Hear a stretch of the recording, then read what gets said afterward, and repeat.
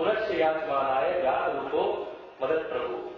तब कलयुग के बार बार आग्रह करने पर पांचवा एक स्थान दिया, जात रूपो मदद प्रभु, यानी स्वर्ण में रहो। स्वर्ण का अर्थ हुआ यहां पर धन, धन में रहो। कैसा धन? जो बेईमानी से कमाया हुआ, जो चोरी से कमाया हुआ, जो छल कपट से कमाया हुआ, जो तुम्हारे अधिकार का नहीं है, जो मेहनत करके परिश्रम से कमाया हुआ धन है, वह तो जीवन का श्रृंगार है। लेकिन जो छल से कमाया हुआ, कपट से कमाया हुआ, चोरी से कमाया हुआ धन है, ऐसे धन में निवास करो। तो पांचवा स्थान दिया। जैसे ही पांचवा स्थान दिया कलयुग को, स्वर्ण, तो कलयुग ने सबसे पहले देखा महाराज परीक्षित के मुकुट की ओर। महाराज परीक्षित ने स्वर्ण मुकुट धारण किया हुआ है। कैसा मुकुट थी?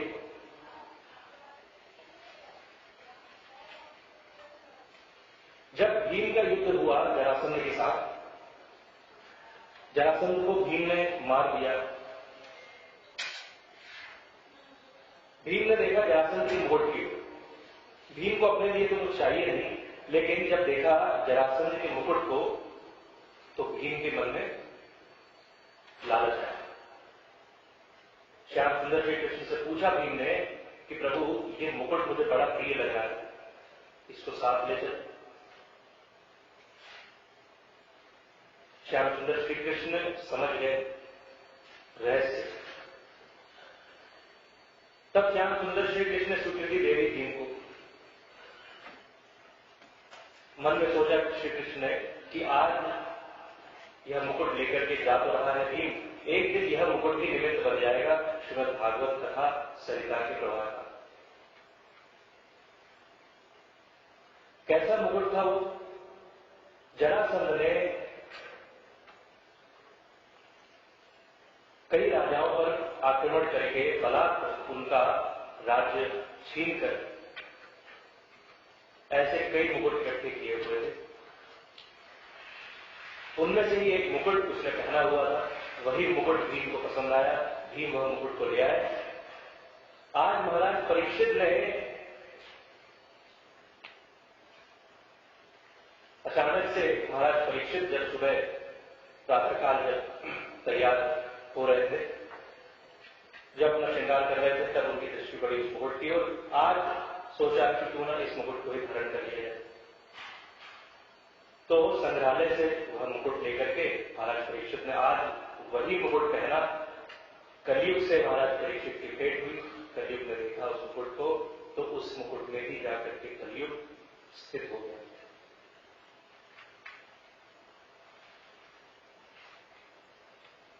अब तक तो महाराज परीक्षित का नियंत्रण, उनके संपूर्ण जीवन का नियंत्रण श्री कृष्ण के हाथ में था। अब महाराज परीक्षित की बुद्धि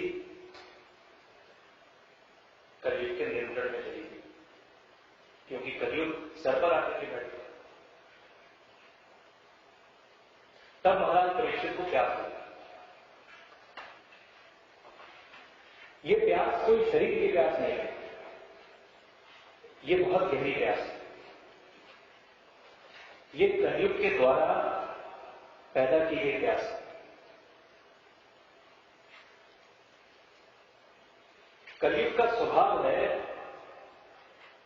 अभाव की अनुभूति कराना, प्यास पैदा करना।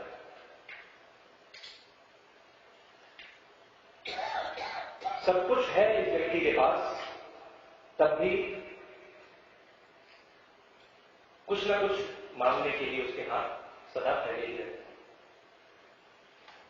प्यास कभी बुझती नहीं है जीवन में, प्यास लगी ही रहती है। पहले कभी सोचा था कि जीवन में कभी वो दिन आए अपना घर बना ले। आज घर बना लिया तो प्यास बुझी है। अब एक अच्छी कोई कार हो जाए, कार भी ले ली, प्यास नहीं हुई,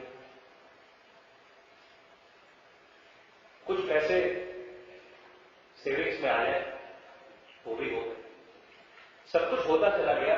कहीं तो रुके, कहीं तो ठहरे ये मनुष्य, लेकिन हाथ सदा फैला ही रहता है। प्यास बुझती ही नहीं, प्यास लगी ही रहती है। आज वैसी ही प्यास लगी है महाराज परीक्षित को। पास में महर्षि शमीक का आश्रम था। महाराज परीक्षित गए। महर्षि शमीक ध्यान अवस्था में बैठे हुए हैं, ब्रह्म चिंतन में लीन है।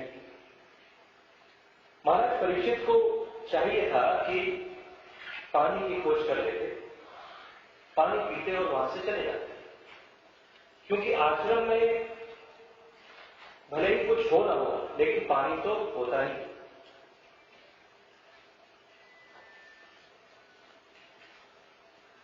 आश्रम तो होते ही नदी के किनारे पर, पानी तो सुलभ होता है हर आश्रम, पानी तो मिल सकता है, लेकिन कलयुग का स्वभाव है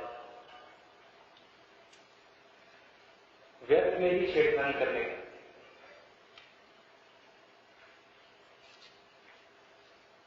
व्यर्थ में प्रतिशोध करने का,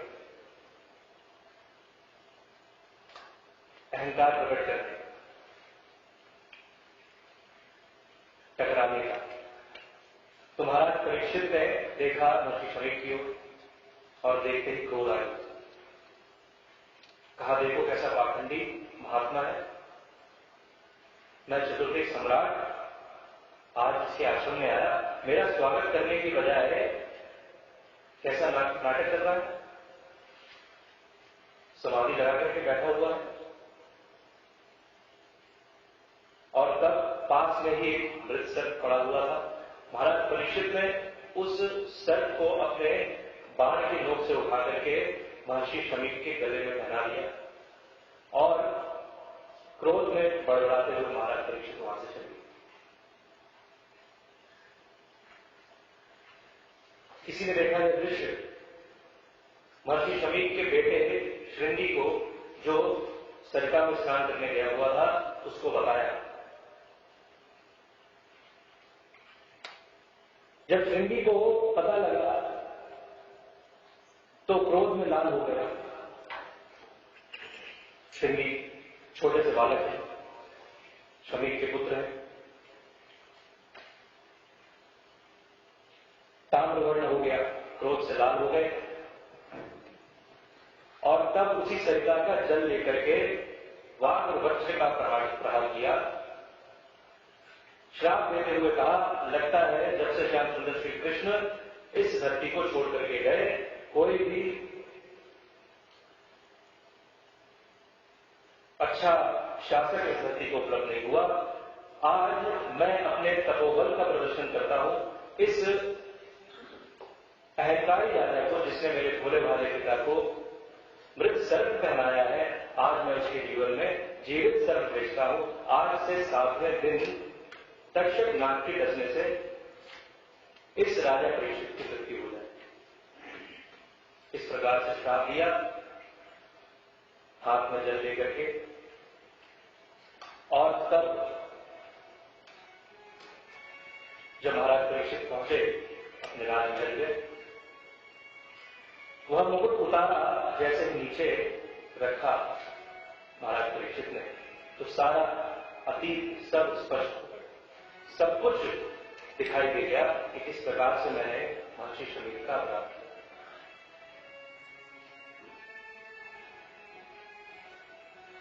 इतना बड़ा अपराध हुआ मुझसे। इसी शरीर से मैंने महर्षि शमीक का अपमान किया। अब इस शरीर से मैं इस हस्तिनापुर के सिंहासन को स्पर्श करने योग्य भी नहीं रहा। सभी राजकीय चिन्हों का परित्याग किया, सभी आभूषण उतार के दूर फेंक दिए।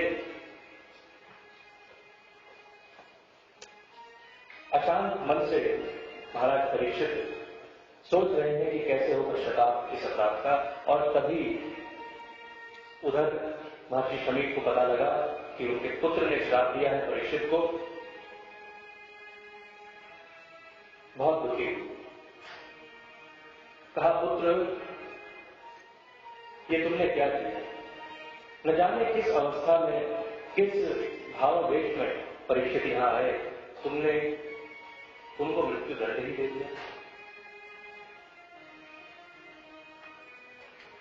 अपने शिष्यों को भेजा परीक्षित के पास, कहा कम से कम राजा को यह समाचार, यह सूचना तो मिल जाए। और तब महर्षि शमीक के शिष्य आए, महाराज परीक्षित को कहा, महाराज हम महर्षि शमीक के आश्रम से आए हैं, गुरु जी ने आपको सूचना देने के लिए कहा है। गुरुपुत्र श्रृंगी ने 7वें दिवस आपको तक्षक नाग के 10 लेने से मृत्यु का दंड दिया है, मृत्यु का श्राप दिया। आज से 7वें दिन आपकी मृत्यु हो जाएगी। इस प्रकार से जब यह सूचना दी महाराज परीक्षित को शमीक शिष्यों ने, महाराज परीक्षित दुखी नहीं हुए, निराश नहीं हुए। ऐसे लगा जैसे उनके संतप्त हृदय पर किसी ने घड़ा भर करके शीतल जल की वर्षा कर दी। महाराज परीक्षित ने कहा, शमीक ऋषि से कहना अपने पुत्र पर क्रोध न करे, यह तो उसने मेरे ऊपर बहुत बड़ा उपकार किया है। मैं सोच ही रहा था कि कैसे इस अपराध का पश्चाताप करूं। यह मुझ पर बड़ा उपकार किया है श्रृंगी ने। महर्षि शमीक से कहना कि अपने पुत्र पर क्रोध न करे। इस प्रकार हस्तिनापुर का परित्याग कर दिया महाराज परीक्षित ने। तुरंत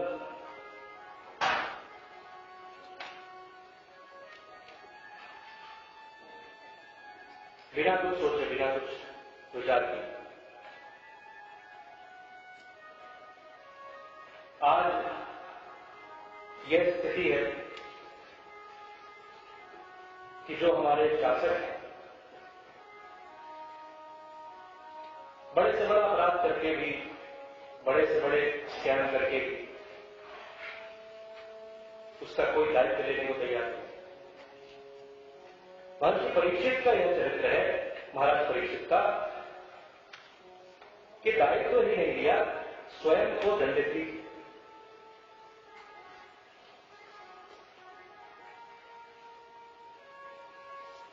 हस्तिनापुर का तुरंत ही परित्याग कर दिया, राजसेना से चले गए।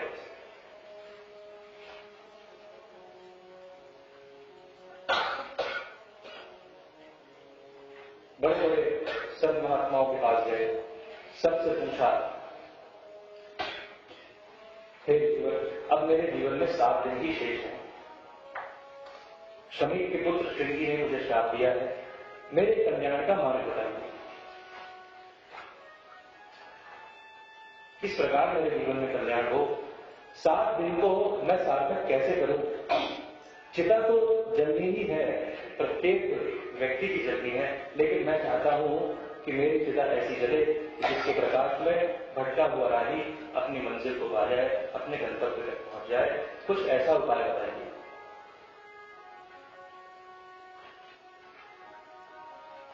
महाराज परीक्षित आए शुभकाल तीर्थ में, गंगा जी के घाट पर बैठे हुए, सबको पता लगा ये समाचार, सभी लोग आए, बड़े बड़े युग प्रतिनिधि ऋषि सब आए, गौतम ऋषि, पिपला, शिवन, अंगीरा, परशुराम, विश्वामित्र आदि बड़े बड़े सभी ऋषि आए वहां पर। ऋषि पराशर भी आए, उनके पुत्र श्री वेदव्यास भी आए, श्रीमद् भागवत पुराण लेकर के आए। लेकिन तब तक, जब तक श्रीमद् भागवत वेदव्यास जी के पास थी, तब तक वह भागवत महाराज परीक्षित के जीवन का समाधान था। बस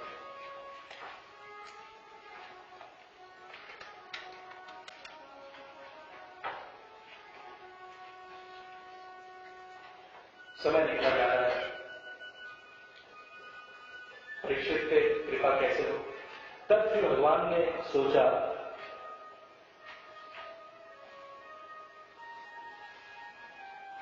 कि 7 दिन भी शेष हैं परीक्षित के जीवन में, और शुद्ध भागवत की कथा प्रवर्तन कौन करे, क्योंकि सुखदेव जी को ढूंढना, कहीं बैठे होंगे वन में समाधि लगाकर। तब श्री भगवान ने ही पुनः कृपा की, यत्र भवद भगवान व्यासपुत्रो यद रक्षा रावण मानो नपेक्षः। तब श्री भगवान ही व्यासपुत्र सुखदेव बनकर के प्रकट हो गए।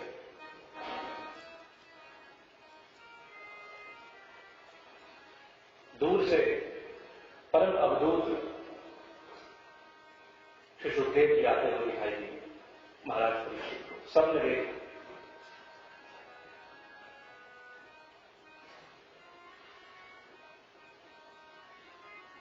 दिगंबर है, वस्त्र धारण नहीं किए,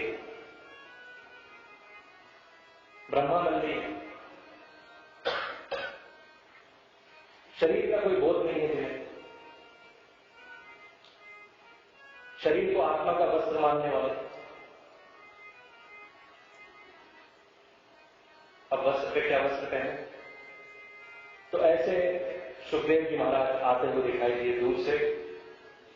महाराज परीक्षित को सुखदेव जी के दर्शन करके हृदय में एक दिव्य अनुभूति हुई। उनको लगा कि हो ना हो यही मेरे जीवन का समाधान मुझे दे सकते हैं। तब स्वतः ही महाराज परीक्षित का सिर झुक गया, सुखदेव जी के चरणों में प्रणाम किया।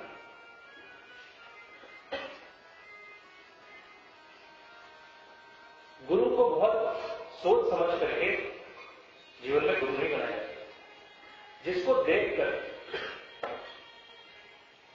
सहसा ही यदि जिसके चरणों में सिर झुका करके प्रणाम करने का मन करे, समझ लेना वही तुम्हारा गुरु, जिसके प्रति सहजता से ही श्रद्धा हृदय में उत्पन्न हो जाए। बहुत सोच समझ के, बहुत खोजबीन करके, बहुत तारतम्य में बैठा करके, ऐसे जीवन में गुरु प्राप्त नहीं हो सकता। गुरु तो वही हो सकता है दर्शन करते ही जिसके चरणों में तुम्हारा माथा झुक जाए, जिसके समक्ष समर्पण करने का मन हो। देखते ऐसे दूर से जब देखा सुखदेव जी को आते हुए, पास में आए सुखदेव जी महाराज, परीक्षित ने देखा, सिर झुका दिया।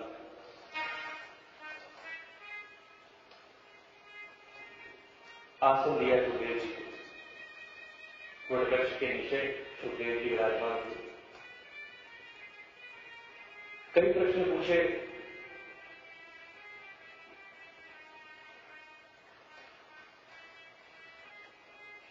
आगे इस प्रकार से सुखदेव जी और परीक्षित का संवाद हुआ।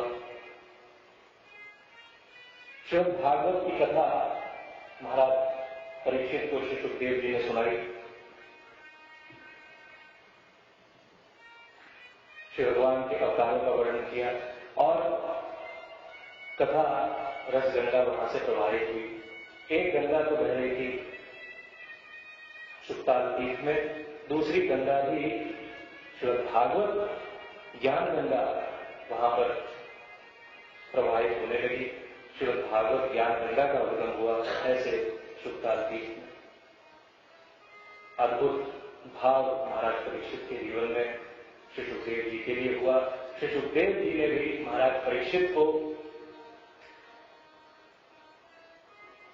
जब परीक्षित ने पूछा सुखदेव जी से कि यह जो मनुष्य है, जो मरण धर्मा है,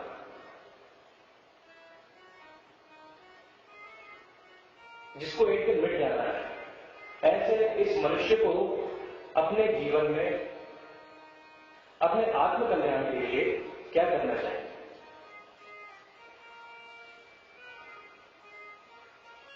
जिसका अस्तित्व एक दिन मिट जाएगा इस धरती पर, जो आज है और कल नहीं रहेगा।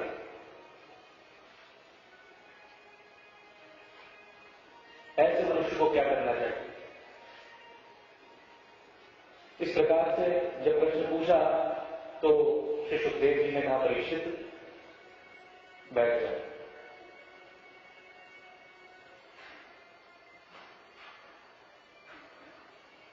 जिन महाराज परीक्षित को सबने निराश किया, बड़े बड़े ऋषि मुनियों ने जिनको कहा कि 7 दिन में मुक्ति कैसे संभव, यहां तो 7 दिन बीत गए और मुक्ति का कोई नामो निशान नहीं है, और महाराज आप 7 दिन में मुक्ति पाना चाहते हैं। आज सुखदेव जी महाराज ने परीक्षित को कहा, परीक्षित मैंने तुम्हारे प्रश्न से तुम्हारे गहराई को देख लिया है। मैंने तुम्हारे प्रश्न से ये जान लिया है कि तुम कहां पर हो। तुम्हारी योग्यता को मैंने पहचान लिया। वरीयामेश देवरचना कृतो लोक हितम आत्मविसंबंध पुंसाम श्रोता व्याधि हमारा। परीक्षित, ये जो तुमने प्रश्न किया है, कृतो लोक हितम नृप, ये सिर्फ तुम्हारे हित के लिए नहीं है, आगे आने वाले संपूर्ण जो मानवीय सभ्यता है, ये सबके हित का प्रश्न है। तुम चाहते तो यह भी पूछ सकते थे कि 7वें दिन तक्षक आएगा, उससे बचाव का कुछ उपाय बताइए। चतुर्दिक सम्राट है महाराज परीक्षित, यदि चाहते तो अश्विनी कुमार ही प्रकट हो जाते, तक्षक नाग दस्ता, और उसके जहर का कोई प्रतिकार, कोई उपाय लेकर के महाराज परीक्षित के प्राणों की रक्षा कर ले। इंद्र तो आया ही था अमृत कलश लेकर, लेकिन महाराज परीक्षित ने उनके प्राणों की रक्षा कैसे हो, इस विषय में कोई प्रश्न नहीं किया। भैया मानस से सर्वदा, यह जो मरणधर्मा, यह जो पुरुष है, यह मनुष्य है, इसे अपने जीवन में अपने कल्याण के लिए, अपने मृत्यु के समाधान के लिए क्या करना चाहिए, यह प्रश्न किया। सुखदेव जी ने कहा परीक्षित को, परीक्षित तुम्हारा यह प्रश्न ये बहुत सुंदर है। इस प्रश्न से मैंने तुम्हारी योग्यता को पहचान लिया है। तुम्हारे जैसे भक्त के लिए 7 दिन तो बहुत ज्यादा है। यदि तुम्हारे जीवन के अंतिम क्षण में भी मैं यहां प्रकट हो जाता, यदि मैं यहां आ जाता, तब भी तुम्हारे जीवन में मुक्ति संभव है, क्योंकि तुम्हारी योग्यता है। क्लास में कई बच्चे पढ़ते हैं, जो पढ़ाने वाला अध्यापक होता है वो बच्चे के प्रश्न करने के अंदाज से उसकी प्रिपरेशन के बारे में जानता है। वह कैसा प्रश्न पूछ रहा है, क्या उसके डाउट्स हैं, कैसा उसका क्वेश्चन है, उससे वो पहचान जाता है कि इसकी प्रिपरेशन कितनी है। सुखदेव जी ने कहा परीक्षित,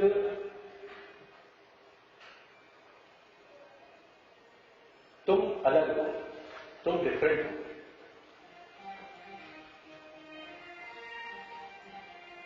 इस संसार में यह जो मनुष्य है, देहा पत्र कलत्राश्व आत्म संवेश्व सत्सुखी एकांतमत्तो निधनम पश्चिम पश्यति। यह मनुष्य एक एक करके अपने सगे संबंधियों को, अपने बंधु बांधवों को, अपने मित्रों को एक एक करके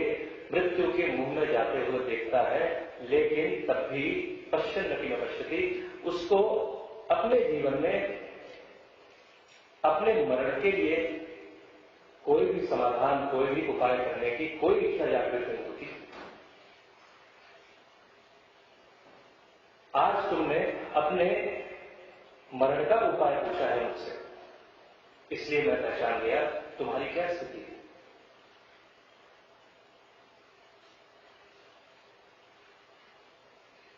सुखदेव जी ने कहा परीक्षित को, परीक्षित एतावान सांख्य योगाभ्याम स्वधर्म परिनिष्ठया जन्म लाभ परपुंसाम ते नारायण स्मृति। इस जीवन का एक ही लक्ष्य है, अंत में मृत्यु के क्षणों में, जीवन के अंत में जिसके हो उससे भी मिल जाना। एतावान सांख्य योगाभ्याम स्वधर्म परिनिष्ठया जन्म लाभ परपुंसाम। इस जीवन का अंतिम प्राप्तव्य जिसके तुम अंश हो, पुनः उससे ही मिल जाना, यही जीवन का उद्देश्य है। अंतिम समाधान इस जीवन का ये, क्या करना? अंते नारायण स्मृति।